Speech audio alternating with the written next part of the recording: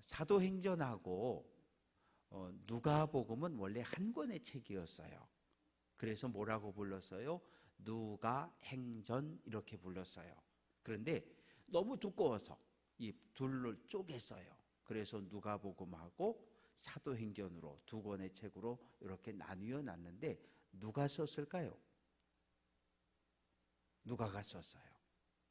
누가복음하고 사도행전의 저자는 누가입니다. 누가는 시리아 안디옥 출신의 의사 선생님이셔요. 의사 선생님이었는데, 그래서 의사 선생님이 예수 믿고 예수를 내 인생의 주인으로 고백하고 인생이 바뀌었어요. 그래서 사도 바울의 주치의로, 동역자로 함께 복음을 전하는 사역자로 로마까지 함께 동행했던 사람이 바로 누가입니다. 그래서 1절 말씀 보면 데오빌로요. 데오빌로라고 하는 것은 학자들이 말이 이렇게 의견이 분분해요. 데오스, 하나님 더하기 필로스, 하나님을 사랑하는 사람, 그런 의미이거든요.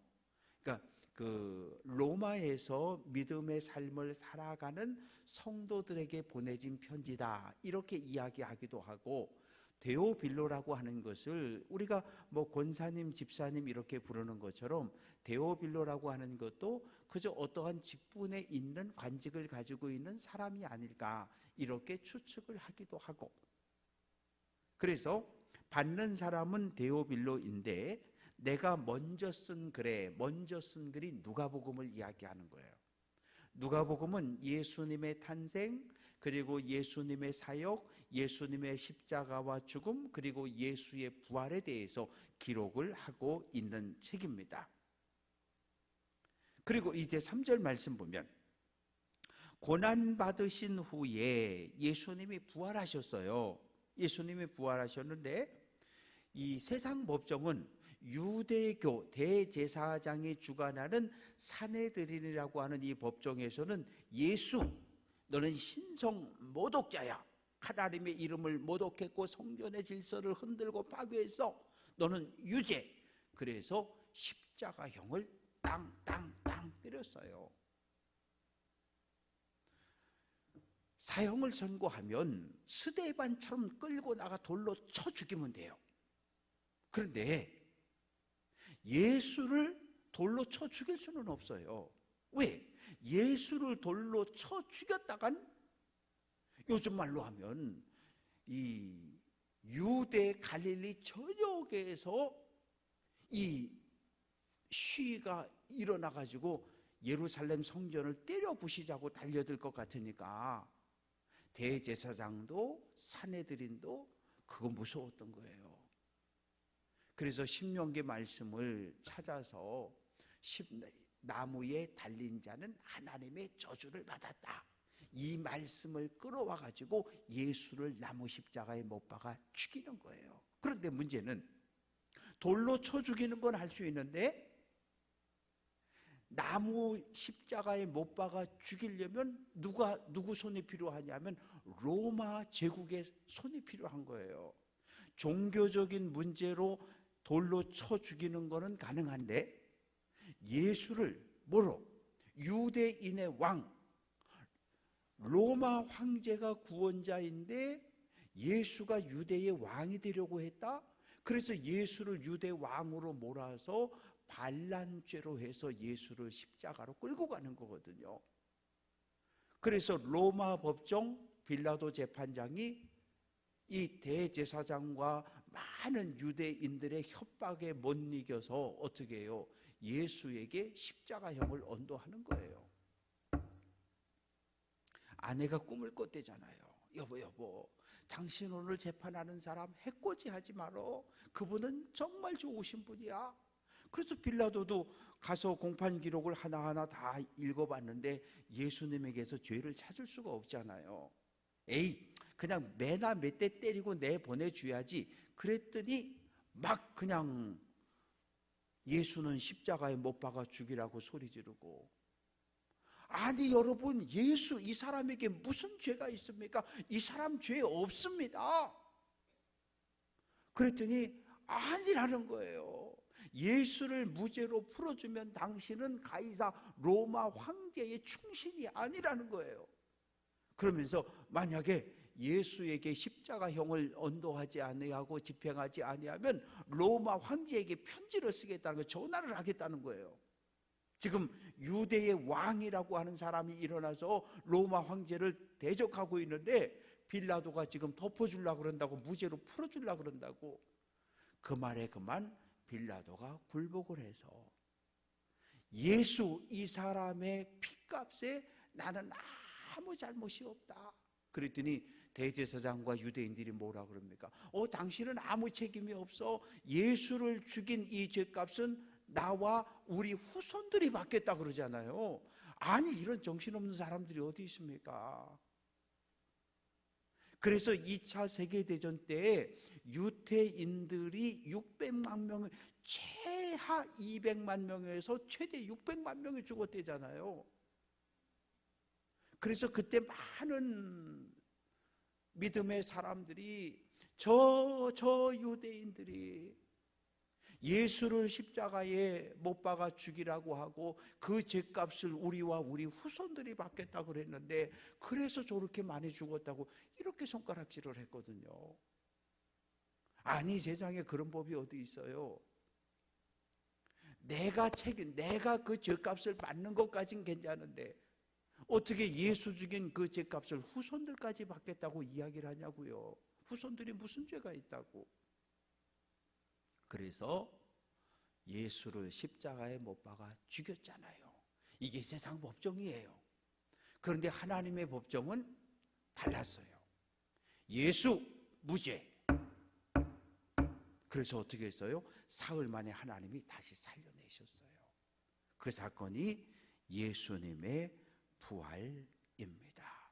부활한 예수님이 40일 동안 제자들과 함께 지내면서 이제 하나님 나라에 대해서 말씀을 가르쳐주고 있는 거예요. 예수님의 첫 번째 설교 주제는 마가복음 1장 15절, 때가 찼고 하나님의 나라가 가까이 왔다. 예수님의 관심은 하나님의 나라가 이 땅에 세워지는 거고 하나님의 나라가 확장되는 거였어요. 누가의 관심도 1장 3절 끝부분에 보면 하나님 나라의 일을 말씀하셨다. 또 사도행전 28장 31절 말씀 보면 하나님의 나라를 전파했다. 누가? 바울이. 로마에 가서 감옥에 갇혀 있는 바울도 하나님의 나라를 전파했다는 거예요. 예수님의 관심도, 세례 요한의 관심도, 예수님의 관심도, 누가의 관심도, 사도 바울의 관심도 전부 뭐였어요? 하나님의 나라였어요. 그럼 하나님의 나라는 어떤 나라냐? 하나님의 나라 그러면 우리는 자꾸 뭐만 생각해요? 내가 이 세상 살다가 하나님의 부름을 받으면 오늘 시옹 천국에 하나님의 나라에 입성한다, 이것만 생각하잖아요. 아니, 그런데 그렇지 않아요. 우리는 이 땅에서도 하나님의 나라를 경험해야 돼요. 하나님의 나라라고 하는 것은 오늘 우리나라를 윤석열 정부 그러잖아요. 무슨 뜻이에요? 윤석열 대통령이 다스리는 나라, 그런 뜻이란 말이에요. 하나님의 나라 그러면 하나님이 통치하는 나라가 하나님의 나라예요. 하나님의 나라는 세상 나라와 달라요. 세상 나라는 불법이, 악한 권력이 힘을 가지고 사회적 약자를 착취해요. 법 앞에 모든 사람이 평등하지 않아요.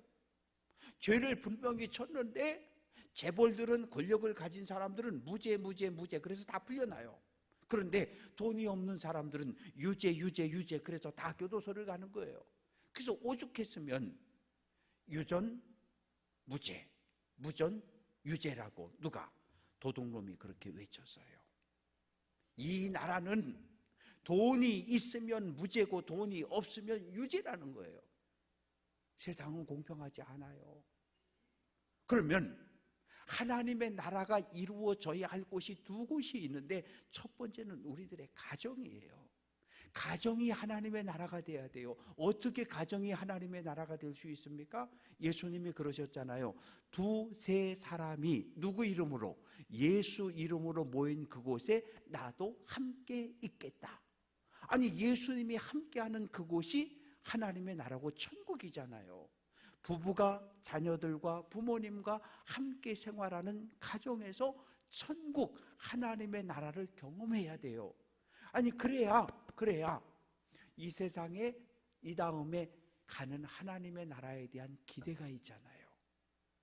이 세상에 살면서 천국을, 하나님의 나라를 단 한 번도 경험하지 못했는데 무슨 하나님의 나라가 기대가 돼요? 옛날에 그런 일이 있었대요. 교회학교 선생님이 아이들에게 그 하늘 아버지 하나님을 소개하는데, 얘들아, 하나님은 우리 아버지 같아. 우리 집에 아버지들 다 있지, 아버지 같아.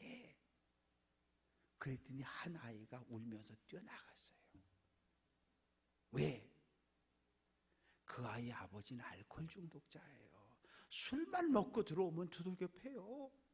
아니, 집에 들어가면 알코올 중독자 아버지 때문에 매 맞고 맨날 두려워서 떨고 그러는데, 아니, 교회 왔더니 하늘 아버지가 우리 아버지 같다는 거야. 그러면 하나님이 얼마나 무서운 하나님이에요.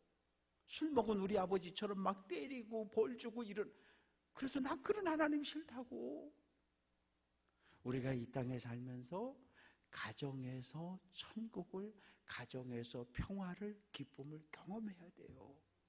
그래야 가정에서 경험하는 하나님의 나라도 이렇게 행복한데, 내가 이 다음에 이 세상 떠나서 갈 하나님의 나라는 얼마나 더 행복할까 우리가 경험할 수 있잖아요. 두 번째, 하나님의 나라 천국을 경험하는 공간이 교회 공동체예요. 교회는 세상 가치관과 다른 곳이 교회예요. 세상에 가면 학벌을 따져요. 어디 나왔냐고, 어느 학교를 나왔냐고, 이걸 따져요. 그런데 교회 안에서는 그거 따지면 안 돼요. 교회는 그런 거 따지는 데가 아니에요. 예를 들면 조선시대 복음이 들어왔을 때 우리나라는 사람이 태어나면서부터 구별이 되어져 있어요. 왕의 씨가 있고, 양반의 씨가 있고, 일반 평민의 씨가 있고, 그리고 쌍놈 천민의 씨, 이게 달라요. 세상은 그게 존재해요. 오늘날도 세상은 존재하잖아요. 뭐가요? 학벌이. 아니, 무슨 애들을, 유치원을 몇 개, 유치원 다니는 애들을 학원을, 영어학원, 수학학원, 무슨 학원. 왜? 의대 보내야 된다고. 이게 말이 되냐고요. 이 세상은 이 돈. 의사가 되는 목적이 뭔지를 물어보면, 나는 정말 이 땅에 병들고 연약하고 슬퍼하는 아픈 사람들을 고쳐주려고 의사가 되려고 그래요. 이런 사람보다는 의사가 되면 최소한 다른 사람보다 10배, 20배 더 많은 돈을 벌 수 있기 때문에 의사가 된다는 거잖아요. 그럼 이건 뭐예요? 이게 뭐냐고요? 그래서 이 교회라고 하는 것은 세상의 가치, 세상의 논리, 이런 게 교회 안에 들어오면 안 돼요. 교회는 하나님의 말씀, 그리고 하나님의 은혜가 흘러 넘치는 것이 교회가 되어야 해요. 와 보라, 우리 교회 와 보라는 거예요. 그럼 교회 와서 뭘 봐요? 목사 얼굴 잘생긴 거 봐요? 그거 보는 거 아니에요. 사랑의 공동체, 서로가 서로를 사랑으로 섬기는 아름다운 공동체의 모습을 보여줄 수 있는 교회가 되어야 되는 거예요. 그런데 우리는 오랫동안 철판으로 예배당 못 들어오게 막아놓고 막 싸우고 이랬으니까 보여줄 게 아무것도 없었잖아요. 보여줄 게 아무것도 없으니까 지나가는 사람들이 손가락질 하잖아요. 교회가 왜 저러냐고. 교회답지 못한 모습을 보였던 거예요. 천국의 모습을, 하나님 나라의 아름다운 사랑의 공동체의 모습을 우리가 보여주지 못했어요. 그건 대단히 슬픈 일이에요. 대단히 불행한 일이었어요. 가정과 교회, 이 두 곳이 하나님의 나라를 경험할 수 있는 장소들이에요. 그래서 가정도 교회도 하나님의 나라로 든든히 세워갈 수 있는 귀한 성도들 될 수 있기를 주님의 이름으로 축원합니다. 예수님이 제자들을 불러 모아놓고 말씀하셔요. 4절, 얘들아 예루살렘을 떠나지 마라. 예루살렘 떠나면 안 된다. 그러면서 내게서 들은 바 아버지께서 약속하신 것을 기다려라. 약속하신 게 뭘까요? 요한복음 14장, 15장, 16장에 나오는데 요한복음 16장 7절에 내가 떠나가는 것이 너희에게 유익이라. 내가 떠나가지 아니하면 보혜사가 너희에게로 올 수 없다. 내가 하늘 아버지께로 올라가면 보혜사가 너희에게로 오신다 라고 말씀을 하셔요. 또 요한복음 15장 26절 내가 아버지께로부터 너희에게 보낼 보혜사를 예수님이 하늘에 올라간 다음에 하늘 아버지께 부탁해서 보낸다는 거예요. 요한복음 14장 16절 내가 아버지께 구하겠으니 그가 또 다른 보혜사를 너희에게 주사. 보혜사, 헬라어로 파라클레토스, 법정 용어입니다. 이 죄를 지었어요. 그러면 죄인은 피고인석에 앉아야 돼요. 그런데 피고인 옆에 앉아있는 사람이 누구죠? 변호사예요. 변호사는 하여튼 어떻게 했든지 살인자든지 하여튼 무슨 죄를 지었든지 이 죄인을 편들어주는 사람이 변호사예요. 어려서부터 아버지에게 학대를 많이 받아서 아버지가 술을 많이 먹고 맨날 엄마 때리고 애들 때리고 어려서 그런 것을 하도 많이 봐서 이제 성장해서 내가 힘이 생겼는데 아버지가 엄마 때리는 거 보고 그만 욱해서 아버지를 때렸는데 아버지가 죽은 거라고. 이렇게 변호하는 사람이 이게 변호사인 거예요. 아버지를 때려 죽인 자식이라도 이 변호사는 이 아들을 편들어 주는 거예요. 그게 변호사거든요. 이게 보혜사예요. 우리 곁에 오셔서 언제나 우리 편을 들어주시는 분, 이분이 보혜사인데 우리는 이 보혜사를 성령님이라고 부르는 거예요.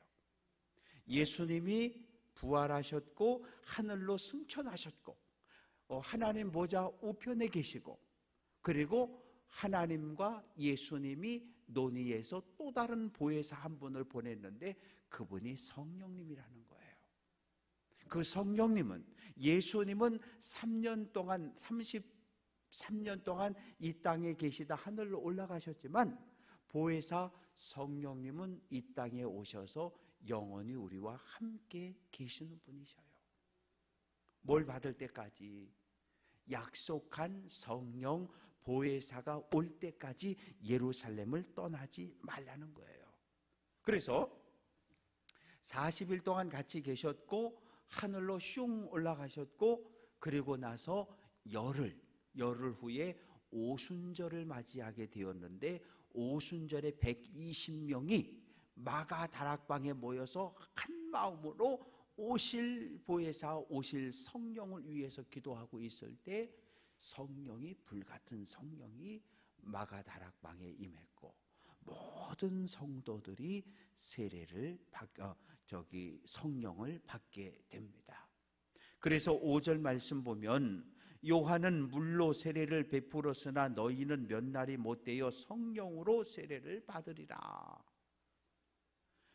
세례 요한은 요단강에서 막 죄인들이 오면 막 책망을 해요. 죄인들이 와서 선지자님 제가 잘못했습니다. 이웃집에서 제가 닭 훔쳐왔고요, 소 훔쳐왔고요, 계란 맷줄 훔쳐왔고요. 이 자기가 지은 모든 죄악을 있는 그대로 고백하면 그래 이제 너 앞으로 다시는 양 훔쳐오지 말고 염소 훔쳐오지 말고 병아리 훔쳐오지 말고 착하게 살아야 돼. 그리고 너 훔쳐온 거 계란 10개 한 줄 훔쳐왔으면 3줄 갖다 줘. 닭 한 마리 훔쳐왔으면 3마리 갖다 줘. 그렇게 하고 뭘 줘요? 물을 퍼서 세례를 줬단 말이에요. 죄를 회개한 사람, 자기 죄를 인정하고 대중 앞에 공개한 사람들에게는 물로 세례를 주었어요. 그런데 이제 너희는 성령으로 세례를 받게 될 것이다. 이렇게 말씀을 합니다. 근데 제자들이 아직 정신을 못 차려요. 성령으로 세례를 받아? 그러면 그때가 우리 예수님이 왕이 되는 날인가? 십자가에 죽어서 이제 끝난 줄 알았는데 부활하셔서 지금 이렇게 더 큰 권세를 가지고 계신 이분이 이제 우리 진짜 유대의 왕이 되시나? 그래서 묻는 거예요. 선생님, 주의 날 주께서 이스라엘 나라를 회복하심이 지금입니까? 우리나라가 지금 로마 제국의 로마 황제에 의해서 식민 통치를 받고 있는데 이제 정말 예수님 당신이 왕이 되어서 로마 군대와 싸워서 물리치고 유대의 왕이 됩니까? 라고 묻는 거예요. 그러니까 제자들의 생각이 부활한 예수님을 만났지만 아직도 변하지 않는 거예요. 변하지 않는 거예요. 그때 예수님이 때와 시기는 아버지께서 자기 권한에 두셨으니 너희가 알 바 아니다. 그러면서 뭐라고 하시냐면 8절 오직 성령이 너희에게 임하면 오직 성령이 너희에게 임하면 너희가 권능을 받고 능력을 받는다는 거예요. 힘이 생긴다는 거예요. 예루살렘과 온 유대와 사마리아와 땅끝까지 이르러 내 증인이 되라고 말씀을 하십니다. 여기서 말하는 성령을 받으면 생겨지는 권능은 무엇입니까? 선과 악을 분별하는 능력이고요. 사탄과 싸워서 승리할 수 있는 능력이고요. 이단과 거짓 교사의 거짓 가르침을 분별해서 물리칠 수 있는 능력이고요. 하나님의 말씀에 순종할 수 있는 능력이 바로 권능입니다. 사랑하는 성도 여러분, 신앙생활을 30년, 40년 했는데도 우리가 가끔 후딱 넘어져요. 뭐 그럴 수 있잖아요. 밥을 60년, 70년 했는데도 밥을 태우는 것처럼 가끔 넘어질 때가 있어요. 근데 언제 넘어집니까? 성령보다 내가 앞설 때 넘어져요. 기도하지 않고 움직이면 넘어져요. 말씀보다 내 행동이 앞서면 넘어져요. 애굽을 탈출해서 시내산에서 하나님과 언약을 맺은 이스라엘 백성들은 무엇을 따라 이동합니까? 구름기둥과 불기둥을 따라 이동했어요. 구름기둥과 불기둥이 움직이면 하나님의 언약궤를 메고 그 뒤를 따라가고 백성들이 뒤를 따라가고, 요단강을 건너갈 때에도 하나님의 언약궤를 맨 제사장들이 앞서가고 백성들이 뒤따라가고, 언약궤는 하나님의 말씀을 상징하는 거예요. 어떠한 경우에도 우리의 행동이, 우리의 말이 성령보다 말씀보다 앞서면 안 돼요. 앞서려고 하면 꼭 문제를 만들고 문제가 생기고 어려움을 겪습니다. 아니, 기도하지 않고 하나님의 뜻도 묻지 않고 성령의 인도하심도 받지 않고 그냥 내 생각대로 이렇게 가야 된다고, 이쪽으로 가야 된다고, 그러다가 고난당해 놓고 누구 원망해요? 하나님 원망해요. 하나님 왜 이러시냐고, 하나님 왜 이러시냐고. 아니, 언제 하나님한테 물었어요? 하나님께 묻고 행동해야 되는데 묻지도 않고 먼저 뛰어나가 놓고, 그래 놓고 하나님을 원망해요. 왜 그렇습니까? 우리가 연약한 존재이기 때문입니다. 물은 흘러야 해요. 고여있는 물은 반드시 썩어요. 물이 썩으면 거기는 아무것도 살 수 없어요. 물은 흘러야 해요. 흐르는 곳에 생명이 살아나기 시작합니다. 이제 예수님은 성령 받은 제자들을 향해 가라고 말씀하셔요. 예루살렘과 온 유대와 사마리아와 땅끝, 당시 땅끝은 로마 제국이었어요. 땅끝까지 가라 그랬어요. 근데 안 가요. 왜? 120명이었는데 성령 받고 나서 3,000명, 5,000명 점점점 대형교회로 모였어요. 여기 가서 싸우니 모여서 찬양하고 기도하고 으쌰으쌰하고 이러고 그냥 예루살렘에만 모여 있었거든요. 하나님의 말씀을 잊어버렸고 하나님의 뜻을 까먹었을 때 하나님이 어떻게 하셨어요? 흩어놓으셨어요. 누구를 통해서? 유대교를 통해서, 사울이라고 하는 사람을 통해서. 사도행전 8장 1절, 그날에 예루살렘에 있는 교회에 큰 박해가 있어 사도 외에는 다 유대와 사마리아 모든 땅으로 흩어졌다. 표현이 흩어졌다는 거지 도망친 거예요. 살려고. 그런데 도망친 그곳에서 복음을 전하기 시작한 거예요. 사마리아 땅에서 두로에 가서 갈릴리로 가서, 그래서 복음이 다메섹에 가서 점점점 하나님의 나라가 퍼지기 시작합니다. 습관이라고 하는 건 참 무서워요. 그런데 정말 신앙생활에서 무서운 것은 타성에 젖는 거예요. 전도 옛날에 다 해봤어. 성경 옛날에 몇 번 읽었어. 기도 아이고 철야기도 금식기도 기도원 안 해본 거 없어. 아무것도 안 하는 거예요.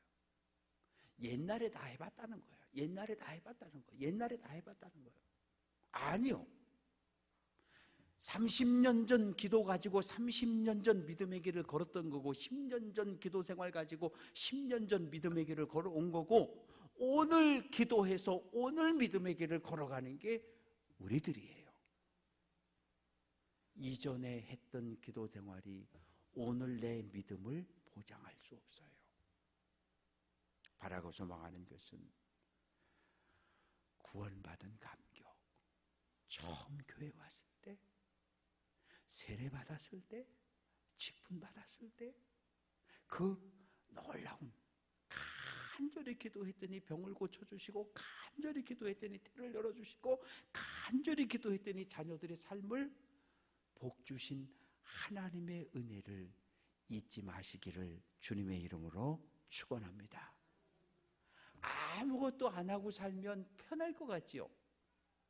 집에서 밥 먹고 하루 종일 텔레비 앞에 있다가 저녁 되면 자고, 또 아침에 일어나서 밥 먹고 아무것도 안 하고 텔레비 보다가 밥 먹고, 그렇게 살아보세요.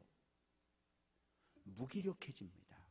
건강해지는 게 아니라 힘을 다 잃어버리고 소진해서 아무것도 못하는 존재가 돼버려요. 몸이라고 하는 건 움직여야 해요. 자꾸 움직여야 해요. 자꾸 움직여야 건강해요. 움직여야 힘이 생기고. 마찬가지예요. 교회 안에서 아무것도 하지 않으면 영적 무기력에 빠져서 우리는 아무 쓸모없는 존재가 되어버려요. 바라고 소망하는 것은 예배하는 것도, 기도하는 것도, 찬양하는 것도, 그리고 찬양할 때도요, 박수도 크게 치는 거예요. 크게. 왜냐하면 안 하려면 말고 하려면 아주 열심히 해야 돼요. 그리고 박수 열심히 치면 좋대, 건강에도 좋대잖아요. 그래서 말씀 한 절 한 절을 생각하면서 찬양을 할 때도 정말 간절한 마음으로 그냥 대충 아무 생각 없이 부르는 찬양하고요, 그 찬양의 가사 한 구절 한 구절을 음미하고 생각하면서 부르는 찬양은 전혀 달라요. 예수님 십자가에서 흘러내렸던 그 보혈이, 사도들이 복음을 전하다 순교의 현장에서 흘렸던 그 피가 오늘도 우리 가슴에 흘러서 우리 신앙에 흘러내려서 우리도 땅끝까지 달려가며 복음을 전할 수 있는 귀한 성도들 될 수 있기를 주님의 이름으로 축원합니다.